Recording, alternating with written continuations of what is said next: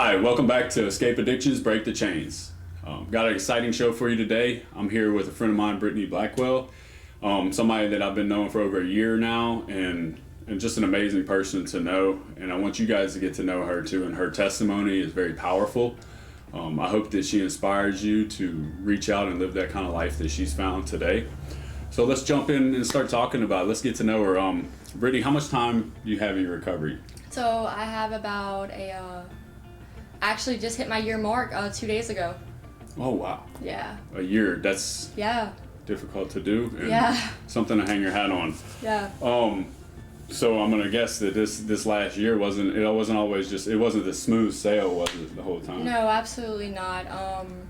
Actually, like coming into, meeting Jared for the first time, at that point in my addiction, I was just got sober for 2 days, went off the rail for about a month, and then, I had lost both my kids at this point, and, I was just sick of living the way that I was. So, I went to this program called the Delusions Mission, and at the time, I was like, oh, this isn't for me, I don't have a problem.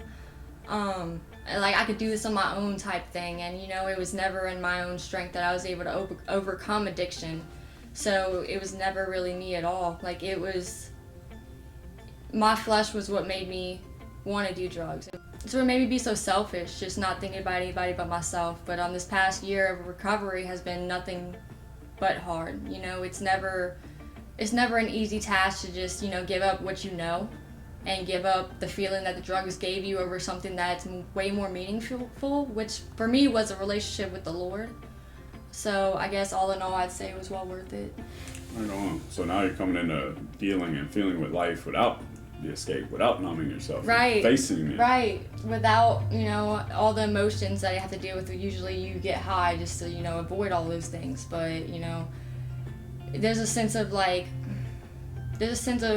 righteous pride that comes with it, like knowing that you're not in that percentile anymore, that you did everything that it took to get sober, and now you're like turning your life into the most positive thing that you can get at this point. For me, it's a battle every day.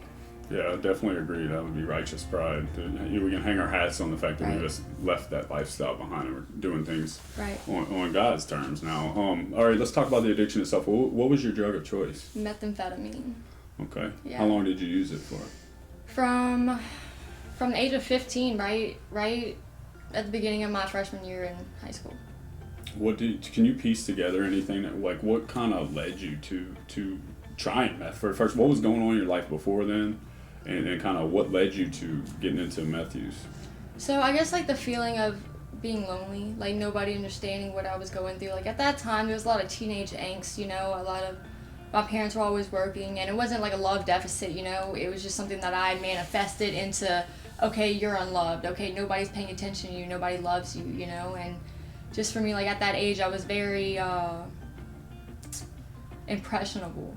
And other girls my age just want to fit in. I just wanted, to have friends, and the people that I got involved with, they are the ones who initially introduced me to that. And at the time, I didn't know anybody on drugs before that time period, and so I was just like, okay, well this, I've seen it on TV, how bad could it really be, like these people are still alive today, not knowing, thinking about like how their lifestyle is, Mm-hmm. So I'm just like, okay, well I'm gonna try this. It was fun, it was really fun, and it just started taking its toll, man. Like it just started showing its ugly face, and at that point it was kind of too late for me, because I didn't have anybody to like guide me. My family didn't understand drug addiction. They've never, experienced anything like that before. So they were just lost. They didn't know what to do with me. And so I was just, ever since then, I was just lost. Man, it's fun. Yeah, it always starts out as fun as a good time. I think that's what keeps it alive a lot longer. Much after the fun wears off, we keep going into this misery and just keep sifting through it and thinking that we're going to get back to the fun, and it never comes back again. Right, we keep chasing that initial high, and it's never the same, and even after like it destroys your life and takes your kids and puts you in jail, it's like you're still chasing that initial fun feeling, and you never get it. Man, I tell you, that's crazy. So what are some of the craziest things from your addiction that you can remember and that you care to talk about on camera? So I guess one of the craziest experiences, just hopping hotel from hotel, like living day to day, having money for food, but yet using it on drugs. You know, just all your priorities are just mixed up in this ball that you can't take control over, and like it's like a snow rolling down a hill. You know, it keeps building up and it keeps building up, and then all of a sudden you're left with nothing, and the next day you're like, okay, well, I'm gonna get high again, because why not? I've already lost everything, you know? And so in my addiction, I guess, would be probably cutting my whole family off. Like, my family loved me so much, and they wanted to help me, and I just, at the time I was being selfish. Yeah, I didn't want them to see me high, but it was more of, if I'm around them, I'll feel convicted of doing drugs and being in my active addiction, you know? And it was crazy, man. Like, the first time I went to jail, that was around the time that I had to make a change, do something. So what led you to that change? What led you to kind of want to what led you to that internal shift, saying, whoa, I don't really know that I want this way of living or this lifestyle anymore? Wow, it's crazy that you mentioned that. Literally, like, a few days before I came into your office saying, you know, I want something to change. Like, I feel like it was God's voice, like, calling to me. And I don't really know how to explain it in depth. It was just like this pull in my heart. And, you know, church started fascinating me. Reading the Word started just, I don't even know how to explain it. It was just like God was calling me out of the dark places. And that's really the best way I can put it. Like, I've never had that, you know, that interest in the Lord, or interest in going to church, or interest in reading the Bible, but for some reason, like, right when I came into this, like, coming to see you, you know, I knew that's what it was. And I knew that God was trying to pull me out to be able to, you know, reach people who have been through similar situations that I have. Like, I knew God was going to use me as a voice. Yes, and I think he already is. Yeah. A powerful one, too. Well, what are some of the biggest emotional hurdles that you had to climb? Oh, man, probably shame, guilt, regret. Just, you know, finally getting to that point where I realized that I could be forgiven for all the things that I've done. You know, just rebuilding those relationships that, you know, addiction had caused me to lose. And, wow, it's been a really long journey, Jared. Like, my kids, you know, like, my kids are my biggest inspiration. And to think that, you know, I was so far out there that I didn't really care what happened to me or them, it's just eye-opening to this day, you know. And I struggle daily to, you know that I'm forgiven, and know that I'm changing my life for the better now, you know. I'm just glad they were so young. Yeah. You know. To me, difficulty means worthwhile. So the difficulty you've pressed through in this last year, I'm gonna tell you, you're starting to realize that already. It's been worth it, hasn't it? Yeah, absolutely. Like you say all the time, my worst day sober is nothing compared to my best day. You know? Right. Using, yeah. What are some of the lies that you used to convince yourself of in the past to use to get high? Oh, man. Part of me thought, you know, like, people are just going to give up, you know. People are just going to start thinking I'm a lost cause, and then what do I have to go to after that, you know? There's nothing. If I destroy everything, then I have nothing to go back to, and then I'll have to feel bad about it, you know? Yeah. Thinking my kids would be better off without me, that everybody would be better off without me, so that maybe if I just died of my addiction, everybody would be happier. So that was pretty much the motivation to keep doing drugs every day. I kept destroying things that I had to look forward to, so that I didn't have a reason to stop. Yeah, it's all lies. It's all very disingenuous, our way of thinking, Yeah. our way of living. We convince ourselves of all these delusions, and like, live fast and die young. Surely I'll just die young. You know, we didn't really want to die young, but we convinced ourselves that Right. was our fate, and that's what we needed to do. Yeah, because, like, deep down, it's one of those things you think it'll never happen to you. Just like addiction, you think you're too good for that, you know? You think that, oh, you see other people destroying their lives, like, oh, I'm better than that. I'm smarter than that. Like, the devil doesn't take any, like, he looks at us all the same. He hates us all equally. Sure. We procrastinate our recovery. We kick the can down the road. Oh, I can get clean in the future. Well, tomorrow's not promised, for one. Right. But let's take that a step further. We procrastinate our salvation. We procrastinate giving our life to God. Oh, I'll do that later. I have time. I'll do that later. We have time in the future, No, today is the day of salvation. Right. We need to go to Christ today. Right. Tomorrow's not promised. And looking back at my life, and I want to ask you this.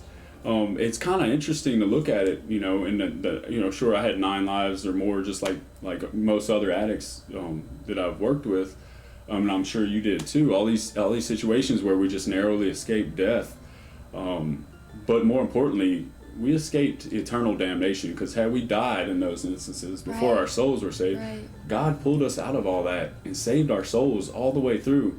He was looking after us all the way through when we wasn't looking after ourselves. Right. And that's a serious weight when I think about it like that. Are there any instances you'd care to share about where you narrowly escaped death? Oh man, there were quite a few times where I had overdosed on meth, and there's probably a 0.5% of me surviving it, and that can only be explained by the hand of God, and to think that He would go out of His way to save someone like me, someone who's made so many mistakes, and someone who's just pretty much hurt everybody that they cared about, that He would love me that much when I didn't even feel like I deserved to live at that point. Like, I was trying to kill myself, and just looking back on it, just like, what a great God, What are some of the best things happening in your life today as a result of this newfound faith and newfound mentality? Oh man, like, I get so excited about these parts. Okay, so ever since I graduated the program that I was in as valedictorian, I really grew up in that program, and it's just kind of cut me off from, everybody that I knew, the lifestyle that I was in, and it was just pretty much a safe haven. And so just being in the program, and coming out on the other side, like, it was the greatest feeling of accomplishment I've ever had. I mean, more than overcoming a drug addiction, it was peace within my soul, and you can't buy something like that. And so, like, since I've been out, I've had my relationship restored with my children, and the one that was adopted, he is in a very good place, and it's finally well with my soul because I did the best thing for him possible at that time. Because it's not about me, and I've slowly come to realize that, like, over the past few months, and it took a lot of praying and a lot of surrender, but I finally got there, and I'm grateful for that. I just got promoted at my job. I have my own vehicle. Wow, it's just things I've never had, and I never thought I would be able to get to this point, and it's only by the grace of God that I did. Truly living in His favor, things just start adding up quickly for us. Right.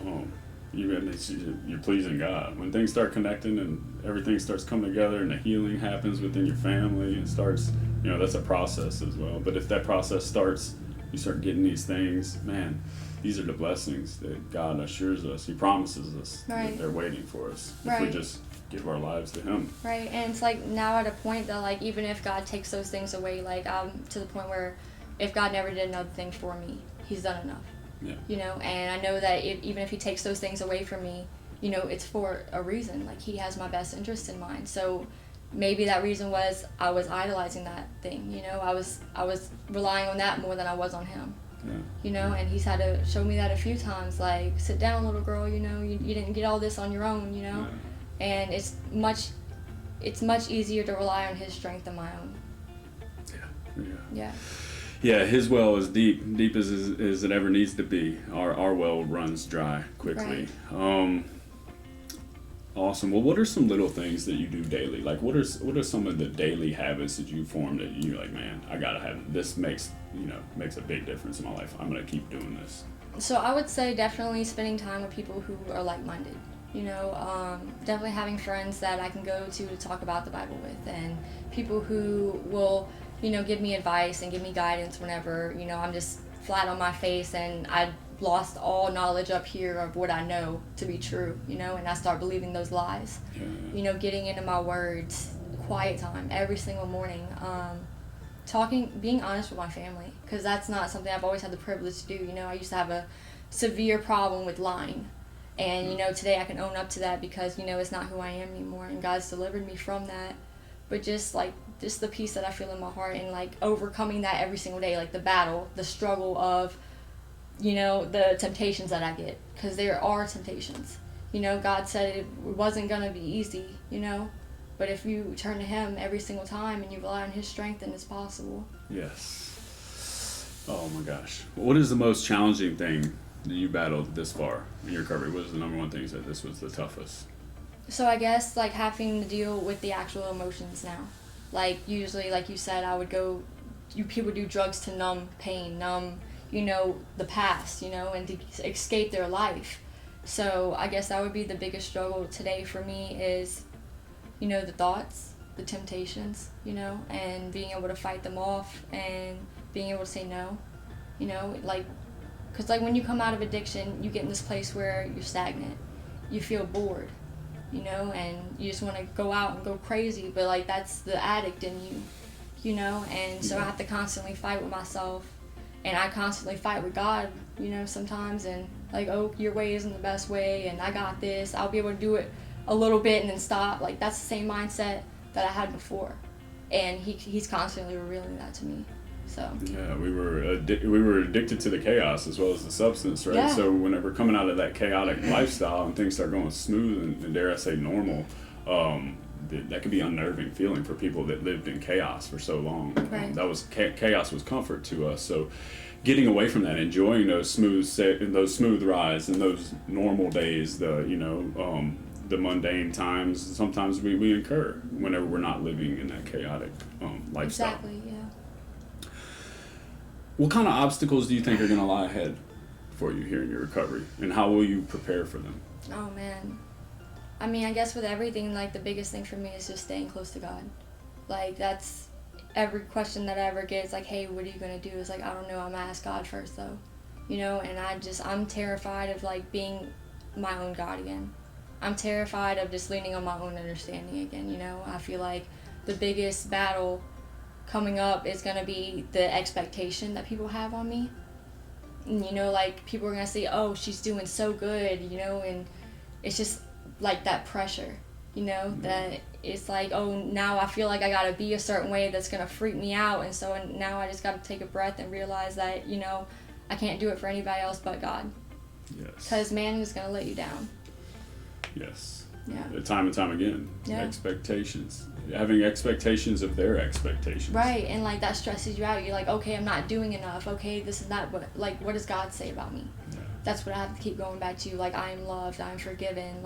There's nothing I could do to possibly make up for the fact that He saved me from eternal damnation. There's nothing that I can do. Yeah. So just hopefully just staying within His will and what He wants for me, and just listening to His voice instead of the enemy's. That's what's really gonna get me through it. Amazing. Yeah, a lot of fear and anxiety, a lot of uncertainty come with trying to lean on our own understanding. God asks us to not lean on our own understanding. I mean, imagine that kind of weight to have all the answers all the Right. time, to try to play God, right? We have this God complex we must rid ourselves of and realize that, we're nothing without Him, but with Him working in us and living through us, we can achieve all things. Right. Big difference. Now, name a couple things just today that you're grateful for today. Oh wow, my sobriety.